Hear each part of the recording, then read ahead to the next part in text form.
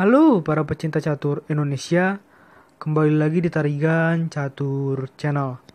Kali ini Tarigan Catur akan menampilkan partai yang sangat menarik, yang Tarigan Catur beri judul "Inikah pertandingan catur paling dramatis? Happy ending buat Magnus Carlsen." Oke, mengenai informasi pertandingan lebih detail, mari kita simak dalam layar berikut. Ya, pertandingan ini tersaji dalam turnamen Speed Chess Championship babak perempat final, tepatnya pada match ke-14 yang berlangsung pada tanggal 3 Desember 2020 sekitar pukul 21:35 waktu Indonesia Barat malam. Pertandingan ini melibatkan pertarungan antara Grandmaster asal Rusia yaitu Vladislav Artemiev menghadapi Grandmaster nomor 1 dunia asal Norwegia yaitu Magnus Carlsen. Terdapat 23 pertandingan antara kedua pemain yang akhirnya dimenangkan oleh Magnus Carlsen dengan skor 13,5 berbanding 9,5 milik Artemiev ya. Tanpa berlama-lama, langsung saja kita masuk ke papan untuk melihat sengitnya pertarungan antara kedua pemain, tepatnya pada match ke-14. Di sini, Magnus Carlsen menggunakan catur berhitam dengan rating chess.com 3168 dan rating FIDE 2862 menghadapi Vladislav Artemiev yang menggunakan catur buah putih dengan rating chess.com 3045 dan rating FIDE 2711. Artemiev memulai permainan dengan pion menuju petak B3. Ini adalah pembukaan Nimzo Larsen attack ya. Dan dibalas Magnus Carlsen dengan pion D5 dalam variasi klasik. Gajah B2, pion C6, pion E3, kuda F6, gajah E2, gajah F5. Dan di sini putih menebar ancaman dengan pion menuju petak G4, ancaman terhadap gajah hitam. Namun gajah hitam memilih untuk terus tampil menyerang dengan melakukan langkah gajah menuju petak E4, memberikan ancaman terhadap benteng putih. Tak mau benteng putihnya diancam, putih membalas dengan gajah menuju petak F3, memblokade ancaman dari gajah hitam ya terhadap benteng putih. Dan di sini hitam menjawab dengan pion menuju petak H6. Gajah pukul gajah di petak E4 dan kuda pukul gajah di petak E4.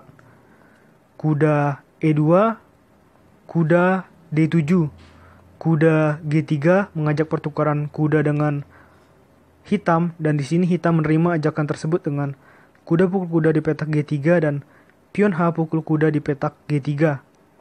Pion E5 semakin memperkuat kekuatan ya pion-pion hitam di petak pusat. Dan di sini putih tidak mau hitam terus mendominasi petak pusat dengan melakukan langkah pion menuju petak D3. Gajah D6, kuda D2, menteri E7, menteri E2. Rokade panjang oleh hitam dan juga balasan sama oleh putih yaitu rokade pandang juga. Gajah A3 mengajak pertukaran dengan gajah putih, dan di sini putih membalas dengan pion menuju petak E4. Pion D4 tidak menerima ajakan pertukaran pion. Putih merespon dengan kuda menuju petak C4 mengancam gajah hitam. Barulah di sini gajah pukul gajah di petak B2 dengan tempo skak dan raja pukul gajah. Pion B5 mengancam kuda putih dan kuda putih pindah ke petak D2. Pion A5, benteng C1. Kita lihat yang mengambil inisiatif serangan lebih dahulu adalah Magnus Carlsen ya, mencoba untuk menghancurkan pertahanan set menteri dari putih, tempat di mana raja putih berada. Kita lanjutkan. Raja menuju petak B7, pion C3, kuda C5, kuda F3, pion D pukul C3 dengan tempo skak, benteng pukul pion di petak C3, pion B4 mengancam benteng putih, dan di sini setelah benteng putih mundur, kita lihat pion putih menjadi gratis, sehingga kuda pukul pion di petak D3 dengan tempo skak, raja pindah ke petak B1. Benteng D7 ada opsi untuk menumpuk benteng ya di lajur D oleh Magnus Carlsen. Kuda menuju petak D2. Benteng H menuju D8. Kuda C4. Menteri C5. Dan di sini putih membalas dengan benteng menuju petak H5. Dan balasan hitam adalah pion menuju petak F6. Tadinya adalah berniat untuk memperkuat struktur pion hitam ya di petak pusat. Tetapi disinilah dimulai langkah kombinasi dari seorang Vladislav Artemiev dengan melakukan langkah kuda pukul pion di petak E5. Ada tempo mengancam benteng hitam dan juga ada open ya setelah kuda tadi dibuka, maka ada open benteng terhadap menteri hitam. Oleh karena itu, dalam situasi seperti ini, agar tidak semakin ketinggalan dari segi kualitas atau dari segi materi, Magnus Carlsen memutuskan untuk mengorbankan menterinya dengan menteri pukul kuda dan benteng pukul menteri. Kita akan lihat bagaimana perjuangan Magnus Carlsen bermain tanpa menteri hingga akhirnya berhasil memenangkan permainan. Kita lanjutkan. Kuda pukul benteng. Pion F4 dengan tempo mengancam kuda. Benteng skak di petak D1. Benteng menutup di C1. Benteng pukul benteng di petak C1 dengan tempo skak. Dan raja pukul benteng. Kuda D3 skak. Raja C2. Kuda C5. Pion E5. Benteng E8. Menteri menuju petak C4. Kuda E6. Pion F5 mengancam kuda. Kuda pindah ke petak C7. Pion E6. Kita lihat pion-pion putih sangat berbahaya ya. Apalagi pion putih di petak G, F, dan E saling bergandengan juga. Dan akan sangat sulit untuk dihentikan oleh Magnus Carlsen. Kuda menuju petak D5. Ada semacam tempo ya. Jika raja dan menteri tidak berpindah di langkah selanjutnya, maka nanti akan ada skakster ya. Kita lanjutkan apa balasan dari putih di sini. Dengan menteri menuju petak C5. Benteng D8. Raja D2. Kuda C7 dengan tempo open skak. Raja E2. Kuda D5. Menteri pukul pion di petak A5. Di sini Artemiev sudah mulai menggerogoti pion-pion dari Magnus Carlsen. Benteng menuju petak A8, menteri pindah ke petak C5 dan benteng pukul pion di petak A2 dengan tempo skak. Raja pindah ke petak F3, benteng A1, menteri F8 mengincar pion lemah hitam yang di petak G7, raja B6, menteri pukul pion di petak G7, benteng A3, menteri pukul pion di petak H6, benteng pukul pion di petak B3 dengan tempo skak, raja G2, benteng B2 skak, raja H3, benteng E2. Menjaga ya atau mencegah agar pion putih ini tidak cepat-cepat maju ke petak E7. Menteri F8, raja B5. Pion G5 ini paksaan ya bagi Magnus Carlsen dan harus diterima. Artemiev akhirnya dimakannya pionnya. Pion F pukul G5 dan pion F6. Kita lihat sudah sangat berbahaya dua pion putih yang akan segera promosi ini. Benteng pukul pion di petak E6 dan pion F7. Benteng F6.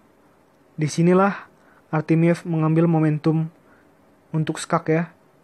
Menteri skak di petak B8, raja pindah ke C4 dan pion promosi menjadi menteri. Sempat ada dua menteri bagi Artemiev. Namun Magnus Carlsen akhirnya nanti bisa ya untuk memenangkan permainan. Kita lanjutkan. Benteng pukul menteri dan menteri pukul benteng.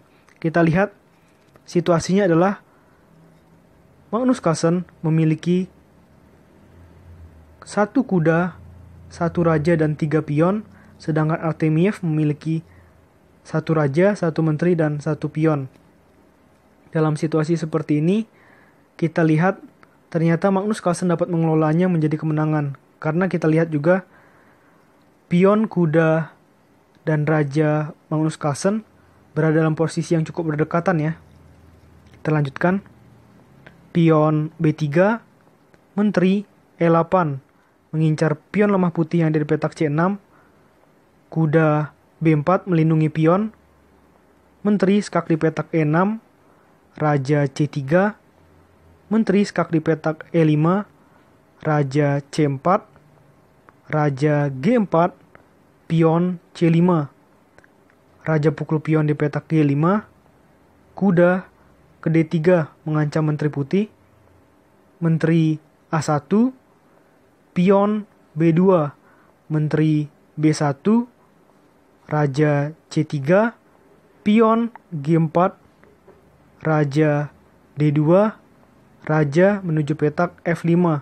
Dan di sini hitam melakukan langkah pion menuju petak C4. Nah, sebenarnya dalam situasi seperti ini Magnus Carlsen sudah unggul ya. Karena pion-pionnya ini akan sangat sulit untuk dihentikan promosi. Terlebih, langkah selanjutnya dari Artemiev adalah langkah blunder dengan pion menuju petak G5. Akan lebih baik jika di sini Artemiev melakukan langkah raja menuju petak E4. Namun setelah tarigan catur lihat analisa permainan ya. Di sini kita lihat tetaplah sama saja. Apabila putih melakukan langkah raja menuju petak E4. Karena di sini hitam punya balasan yang cukup bagus dengan kuda skak di petak F2.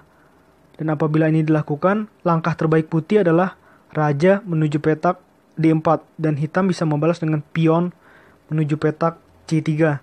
Jadi situasinya tetap saja sulit bagi Artemiev di posisi seperti ini. Walaupun Magnus Carlsen tidak memiliki menteri, namun dirinya lebih memiliki peluang menang untuk laga ini. Kita lanjutkan. Di posisi aslinya, di sini akhirnya Artemiev lebih memilih langkah pion menuju petak G5, pion C3, pion G6, pion C2, menteri pukul pion di petak C2 dengan tempo skak, raja pukul menteri, pion G7, pion promosi menjadi menteri dan pion putih juga promosi menjadi menteri. Menteri skak di petak B5, raja G6, kuda F4 skak, raja F6, kuda D5 skak, raja E6, menteri C6 skak, raja E5, dan di sini bagus ya langkah Magnus Carlsen dengan menteri skak di petak C3. Ceritanya adalah ingin melepas kuda. Namun apa yang terjadi apabila raja pukul kuda? Yang terjadi adalah menteri skak di petak B3 dan setelah raja berpindah misalkan, maka menteri pukul menteri. Oleh karena itu dalam situasi seperti ini, balasan terbaik dari Artemiev adalah raja menuju petak D6, menteri skak di petak B4, raja C6. Sebenarnya di sini tinggal hitam melakukan langkah kuda menuju petak E7 ya, menggarpu raja dan menteri sudah selesai. Namun karena masalah waktu juga, di sini Magnus Carlsen memilih langkah menteri skak di petak B6. Setelah raja pindah ke petak D7, jelas ya, kuda skak ster di petak F6, dan dalam situasi seperti ini Magnus Carlsen akhirnya menang setelah Artemiev memutuskan untuk menyerah. Ya, ini memang permainan yang sangat luar biasa dari Magnus Carlsen. Walaupun tidak ada menteri, tetapi dia tidak patah semangat untuk akhirnya bisa memenangkan permainan. Menurut Tarigan Catur, video kali ini cukup. Nantikan video-video selanjutnya tetap di Tarigan Catur Channel.